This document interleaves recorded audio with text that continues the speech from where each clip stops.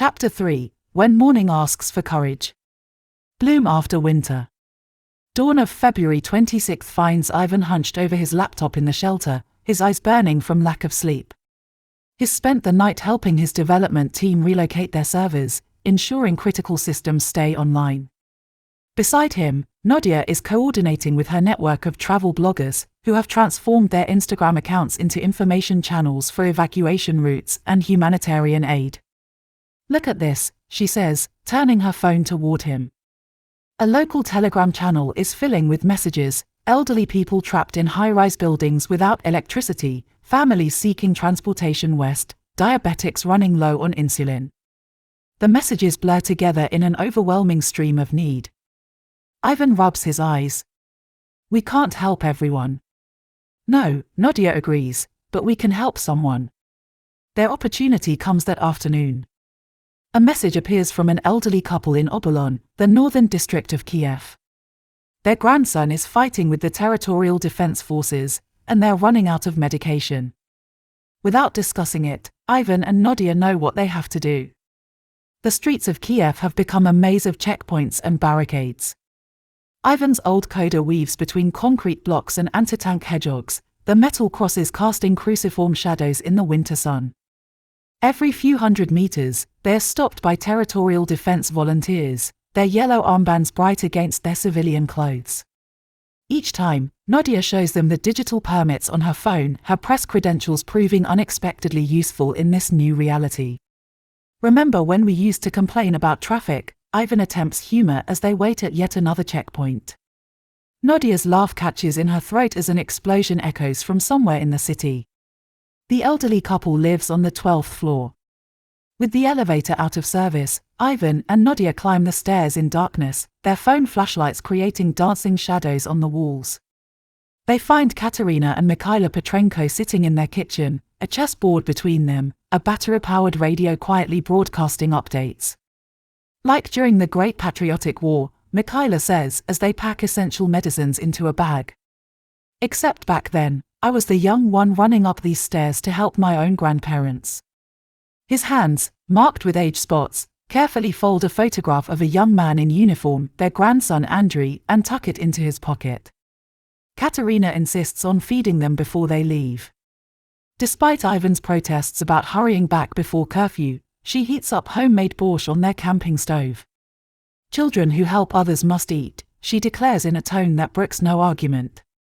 As they eat, she tells them stories of the Orange Revolution, of standing in the winter cold on Maidan Nezalezhnosti in 2004, fighting for democracy in her own way.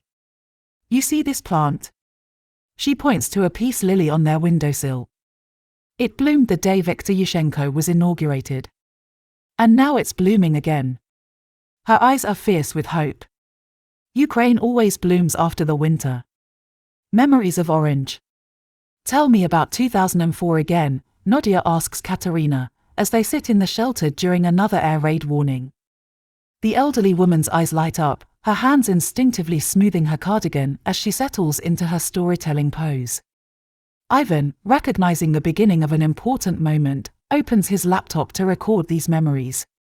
He himself was 17 during the Orange Revolution, old enough to remember but young enough that many details had seemed unclear at the time.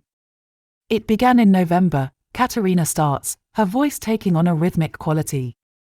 "The presidential election, Viktor Yanukovych against Viktor Yushchenko. We all knew something was wrong when they announced Yanukovych had won. Yushchenko had been poisoned months before, his face disfigured, but still he fought. And we all knew, the election had been stolen." Ivan remembers that time, Yushchenko's transformed face on every television screen, the dioxin poisoning that had nearly killed him. He had been a teenager, watching his parents discuss politics in fierce whispers in their kitchen. "I was only 11, Nadya interjects softly. "I remember my mother dressing me in orange ribbons, but I didn't understand why." Katerina nods. "Orange became our color of hope. On November 22nd, it started. People began gathering on Maidan Nezalezhnosti. Not hundreds, not thousands, but hundreds of thousands. The square became a sea of orange." Her eyes grow distant with memory. The cold was bitter that winter. But we stood together, shoulder to shoulder. Students, workers, professionals, pensioners, all of us united. We set up tents, organized kitchens, created our own city within the city. Musicians played on makeshift stages. Strangers shared food, blankets, and stories. Ivan's fingers fly across his keyboard, preserving every detail. He remembers sneaking out of his house with his older brother to join the protests, their parents pretending not to notice their absence. The most remarkable thing, Katerina continues, was the spirit of it all. No violence, no chaos. When police would approach, protesters would offer them hot tea and sandwiches. We sang folk songs, told jokes, created art. It was a revolution of dignity, of culture. She reaches into her bag and pulls out an old orange ribbon, faded but carefully preserved. 17 days we stood there. Through snow, through cold, through threats. The Supreme Court finally invalidated the fraudulent election results. We had won through peaceful resistance. I remember the revote, Ivan says. December 26th. My father came home with tears in his eyes after voting, saying it was the first time his vote had truly mattered. Nadya nods. My grandmother said it was the first time since independence that she felt truly Ukrainian, not Soviet, not post-Soviet, but Ukrainian. Yushchenko won with 52% of the vote, Katerina continues. But the numbers don't tell the real story. The real victory was in showing the world, and ourselves, what Ukrainian people could achieve when united. We proved that civil resistance could overcome corruption, that the voice of the people could be stronger than the schemes of politicians. An explosion sounds in the distance, bringing them sharply back to the present. Yet the parallel isn't lost on any of them. Once again, Ukrainians are standing together against an attempt to deny their sovereignty. The Orange Revolution taught us something crucial, Katerina says, carefully tucking the ribbon away. It taught us that change is possible when people refuse to accept injustice. It showed us our own strength. But it wasn't the end, Ivan adds quietly. Yanukovych eventually became president anyway, in 2010. No, Katerina agrees, her voice firm. But it prepared us for Maidan in 2013, for the revolution of dignity. And now, she gestures to the shelter around them, where volunteers coordinate aid efforts and plan evacuation routes. It prepared us for this moment. Each time, we grow stronger. Each time, we learn more about who we are. Nadya reaches for the orange ribbon, running it through her fingers. May I? She asks, and when Katerina nods, she ties it to her volunteer coordinator badge. To remember, she says simply. In the dim light of the shelter, as another explosion rattles the windows above, the faded orange ribbon serves as a reminder that resistance has many forms, that unity is a powerful weapon, and that the Ukrainian people have faced dark times before and emerged stronger.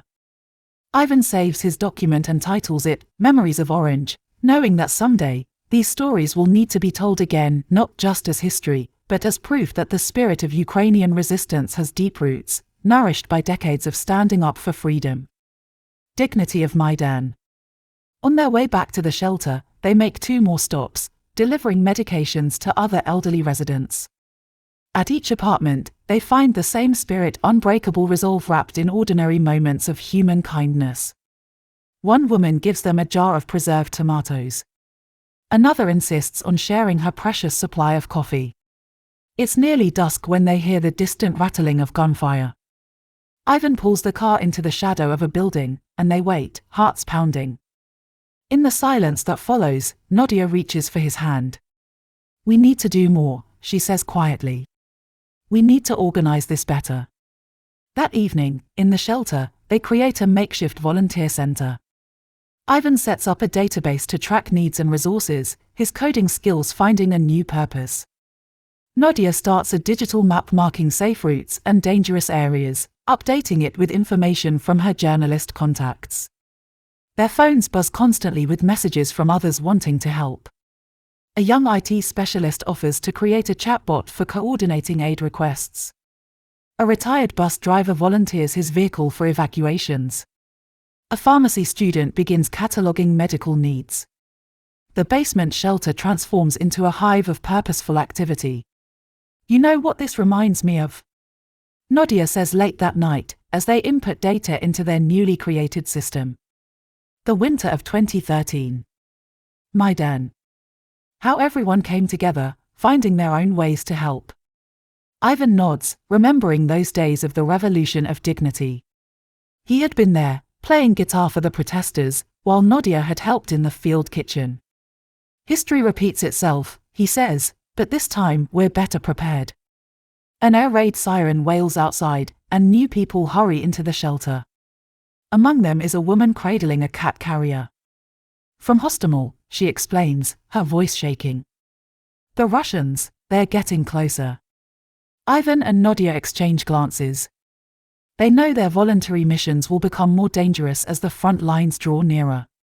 But they also know they can't stop now. In helping others, they've found their own way of fighting back, of defending their beloved Kiev. As the night deepens and the sounds of war draw closer, they continue their work. Their laptops cast blue light on their faces as they plan tomorrow's aid deliveries, coordinate with other volunteer groups, and map escape routes. Around them, people sleep on mats and folding chairs, while others keep watch near the entrance. Tomorrow will bring new challenges, new needs, new dangers. But tonight, in this underground shelter-turned-volunteer center, they've discovered something powerful, that even in the darkest times, human beings can create light through simple acts of courage and kindness. And sometimes, that light is enough to help guide others through the darkness.